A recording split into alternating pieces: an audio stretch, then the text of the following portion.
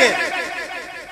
میرے آقا نے کہا طلحہ تجھے کیا ہے؟ انہوں نے کہا کنڈل زلف سیاہ سجن دے تاب جھلے ہن کیڑا۔ سبحان اللہ سبحان اللہ۔ کنڈل زلف سیاہ سجن دے تاب جھلے ہن کیڑا۔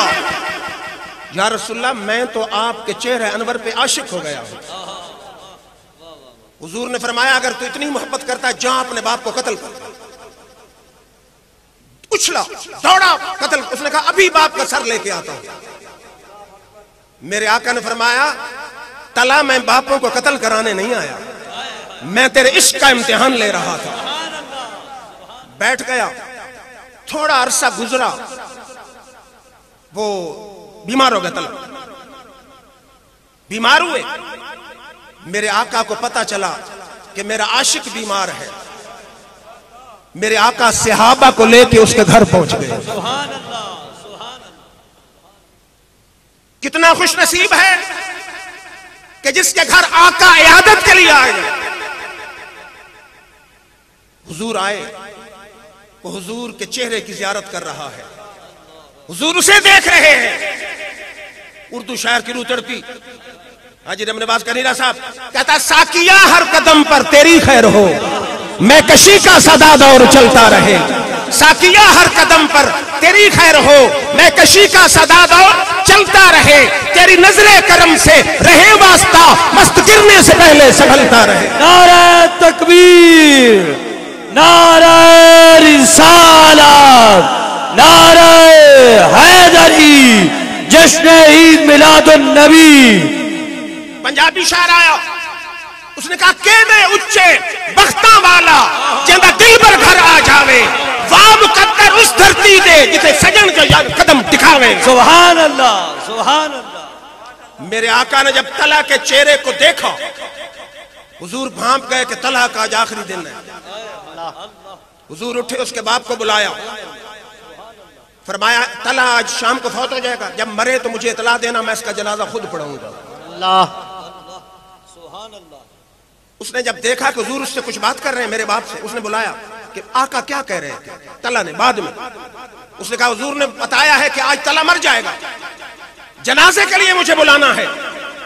طلحہ نے کہا میرے باپ، ہمارا گھر یہودیوں کے محلے میں ہے، مجھے رب جنت دے یا دوزخ دے، لیکن آقا کو جنازے کے لیے نہیں بلانا۔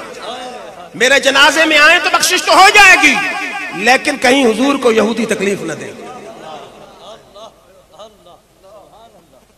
وہ اردو شعر ہے نا، چاہ جنت دا نیکو کارانو، چاہ جنت دا نیکو کارانو، در دوزخ دا بدکارانو، جیڑا قیدی قیدی ہے زلفان دا، او جنت دوزخ کی جانے۔ چنانچہ رات کو وصال کر گیا، باپ نے بیٹے کی وصیت پر عمل کرتے ہوئے جنازہ پڑھا دیا، آقا کو خبر نہ دی۔ صبح میرے آقا کو پتا چلا تو آ گئے طلحہ کے گھر۔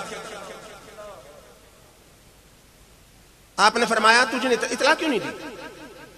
اس نے کہا حضور طلحہ نے منع کیا تھا کہیں یہودی میرے آقا کو تکلیف نہ دے۔ ہائے ہائے۔ آپ نے فرمایا مجھے طلحہ کی قبر پہ لے چلو۔